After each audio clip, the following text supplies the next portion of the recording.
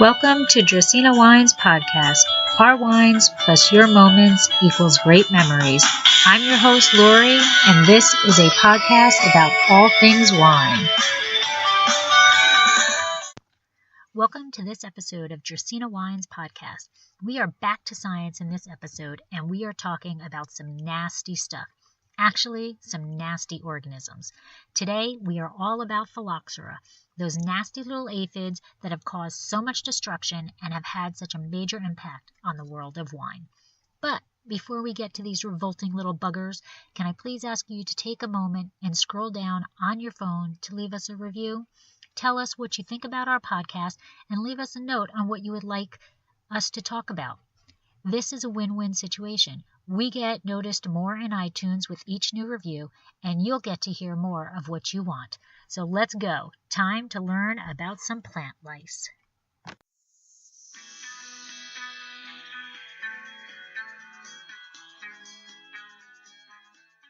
Okay, so we're going to start off with talking about the bugger itself, the science behind the insect.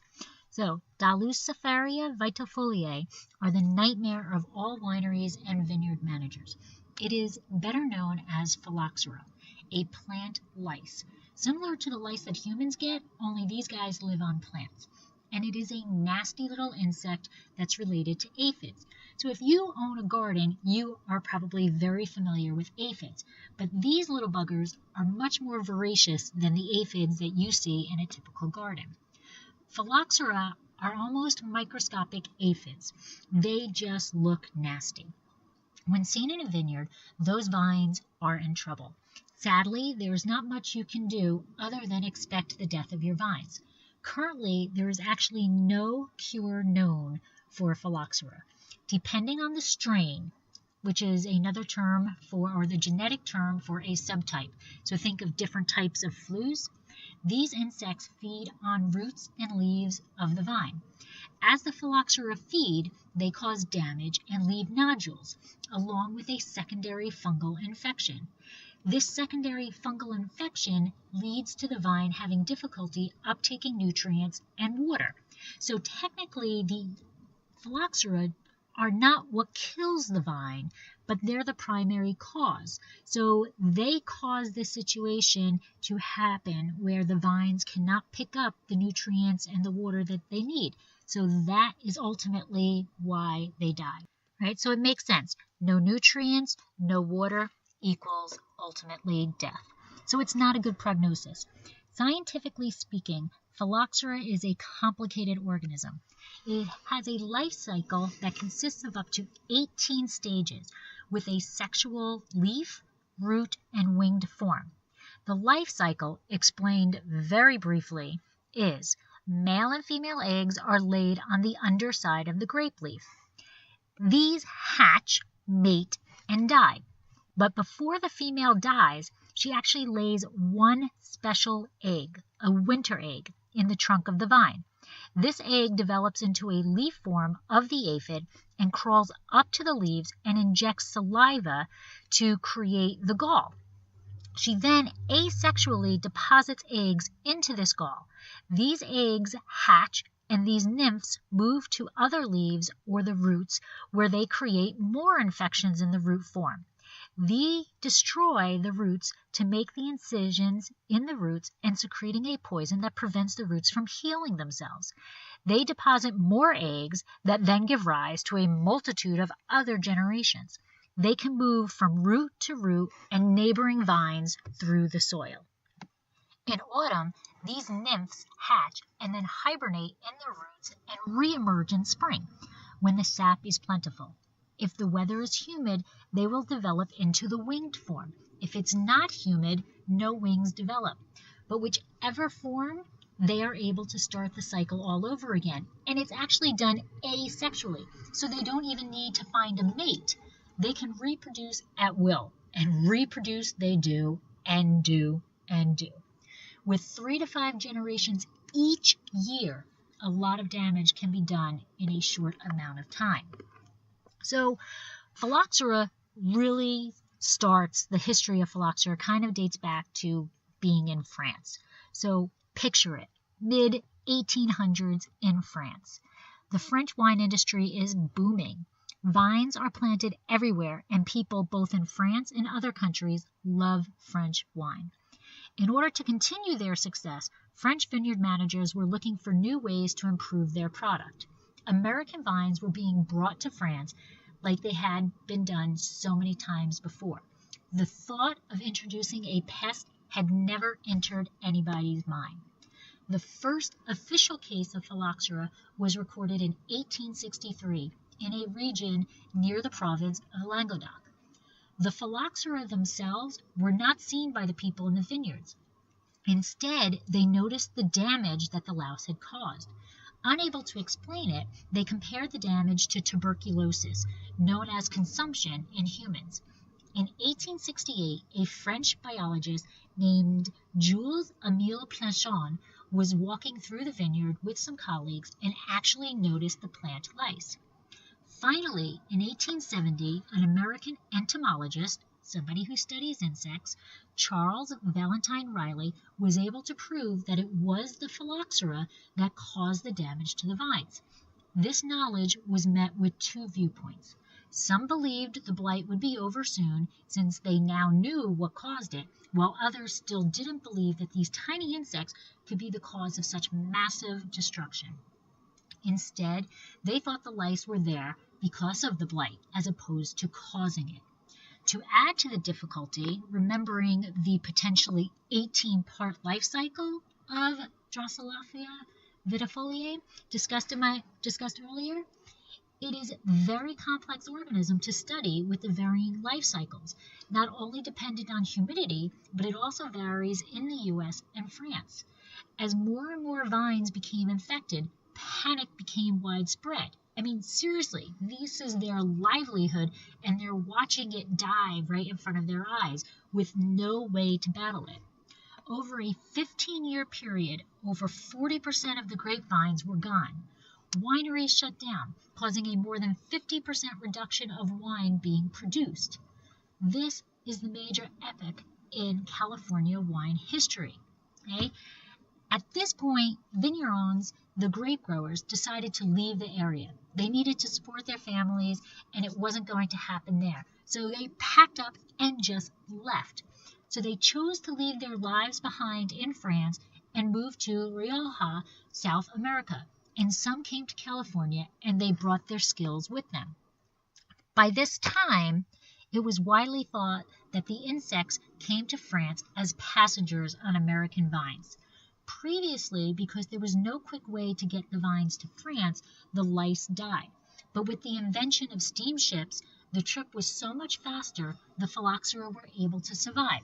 This led to belief that American vinifera were resistant to phylloxera.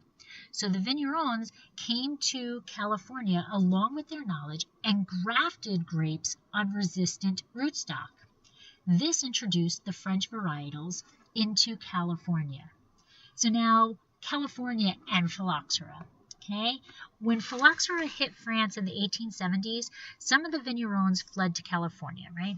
The French hybrids were grafted onto the native rootstocks, and these rootstocks had a natural resistance to the phylloxera. Grapes were brought to California by the Spanish missionaries. The mission grape, also known as Pais in Chile and Criolla in Argentina, had low color and low acid. It is still used as a substrate to be turned into brandy. California winemaking saw a surge when the gold rush occurred. The miners liked to drink wine, and after drinking wine made from the mission grapes, they demanded a better quality wine. Enter Zinfandel. This variety is originally from Croatia, but was brought to California from the East. During the 1800s, technically the 1880s, all was good with the California wine industry. Because of the phylloxera outbreak in France, their wine prices increased, and people turned to California for their wine. Importations of European grape varieties increased, and the quality of wine improved dramatically. All was good in the California wine world until the 1890s, when three things occur. 1. France recovered from the phylloxera. 2, we entered the Depression. And 3, phylloxera came to California because Americans planted French rootstock. This led to the clear understanding that rootstock was the only way to beat phylloxera. Once Prohibition came along and wine could be made for medicinal purposes, California saw a growth in acreage of grapes planted. But the grapes planted were different. The new varieties needed to have thicker skins and higher acids to allow for easier travel. Petit Syrah and Alicante were introduced at this time. Around the time of World War II, wine sales were increasing again. Bulk wine shipments decreased and quality was once again in the forefront. The government took over the production of distilleries. A large portion of the alcohol being produced was used as a fuel source. Beer became more curtailed, which led to wine being the only true source of alcohol for consumption. Plus, the government took over production of Thompson seedless grapes to provide raisins in the military food packs. Prices of wine rose, and this led to more vineyards being planted. Once again, all was good in California wine industry until post-war, when distilled spirits became more available, along with beer, wine demand decreased.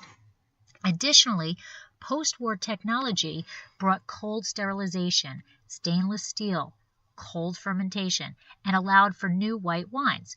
Malolactic fermentation was controlled, barrels began to be used as flavoring components, and we had pure yeast cultures. Quality once again came to the forefront, but demand lowered again. People wanted to expand on what they were drinking, so wineries planted new varieties. There was a huge boom in the consumption of wine in the 1970s and early 1980s, but then the other shoe dropped again. Unfortunately, all rootstocks are not created the same. During this boom, many grape growers used a rootstock known as AXR1. This particular rootstock had failed to prove resistance in many other areas of the nation, but growers thought it was resistant in California. Yeah, California is special that way. In the 1980s, through evolution of mutant phylloxera, they began to overtake this rootstock. In other words, they were genetically mutated to survive. Okay? So think X-Men of lice. Ultimately, leading to the complete destruction of vineyards planted on this rootstock. Entire vineyards were ripped up, and replanting of these vineyards needed to be performed and continue to this day. Currently, grafts are placed on a hybrid known as 41B. As of now, this rootstock has proven to maintain its resistance and to phylloxera, has once again and hopefully finally been controlled. The wine industry, along with science, fought the battle against phylloxera.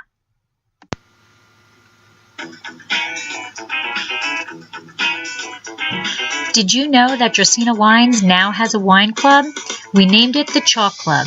Draco is on our label, but Vegas was getting a little jealous, so we decided he deserved to be our club spokesdog.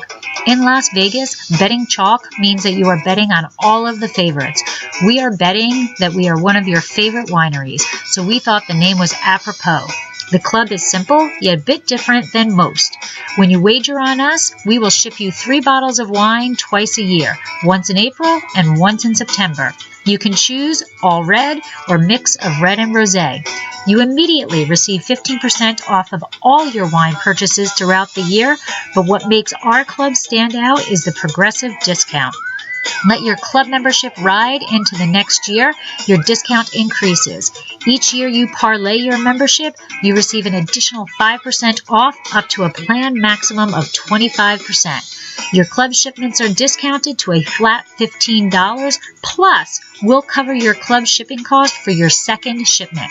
That's $15 house money in a sure bet for you.